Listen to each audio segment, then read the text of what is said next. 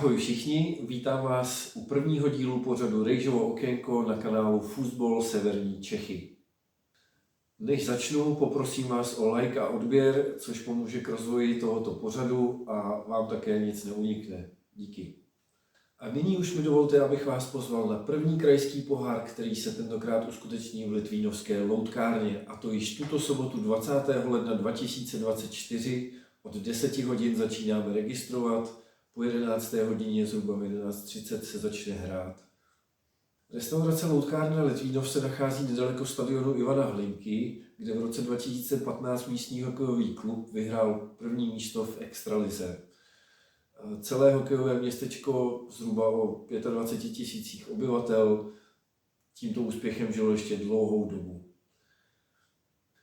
Ale od hokeje zpátky k fotbálku. Takže za týden v sobotu 20. ledna 2024 nám Loutkárna otevře své prostory, abychom odstartovali další ze série fotbalkových turnajů FSČ. A co vše budeme v sobotu hrát, to už nám prozradí plakát, který vytvářel Honza Pátek, a můžete ho najít také na našem webu fusmark.cz.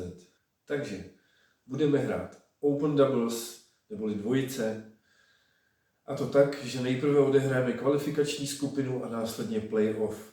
Počet kol v základní části záleží na tom, kolik se vás nakonec přihlásí, ale věřte, že na své si přijdou jak nováčci, tak poloprofesionálové, tak i profíci. Dvojice, které nepostoupí do pavouka, si zahrají ještě turnaj dvojic B o medaile. Následně odstartujeme také Open Singles a Women Singles, neboli jednotlivce a ženské jedničky. A to pravděpodobně systémem Double KO pavouk. Opět záleží, kolik bude přihlášených hráčů. Zvýhodněná předregistrace končí 17. ledna a můžete tak ušetřit na předregistračním poplatku. Formulář pro předregistraci najdete na našem webu www.fusmark.cz v sekci turnaje předregistrace. Loutkárna má, co se týče fotbalku, dlouholetou tradici.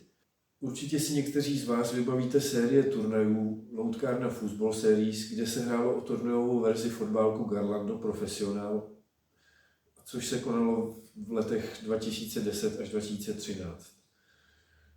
Ty nejlepší turnaje tam navštěvovalo kolem 20 dvojic z různých koutů České republiky.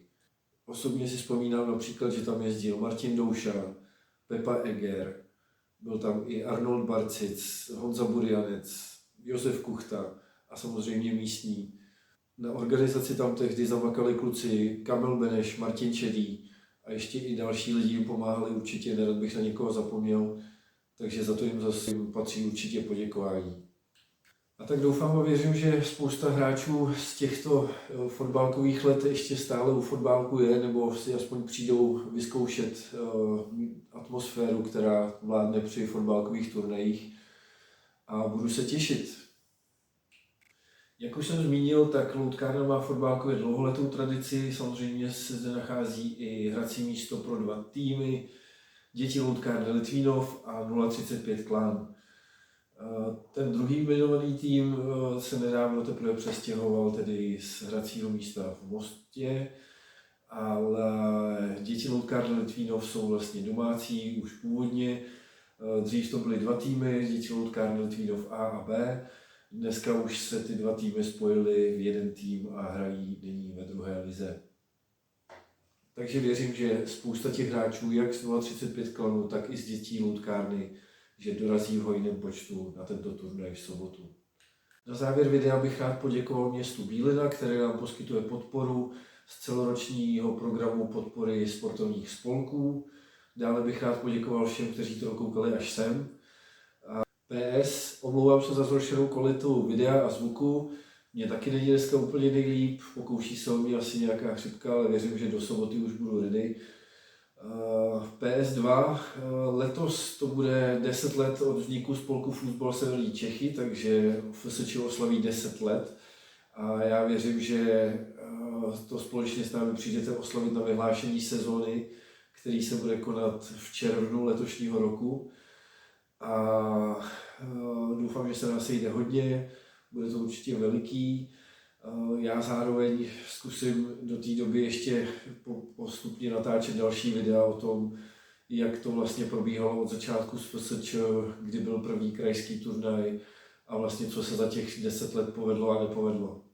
Takže ještě jednou díky moc, mějte se fajnově a těším se na vás v sobotu na turnaj 20. ledna 2024 Loutkárna Litvínov.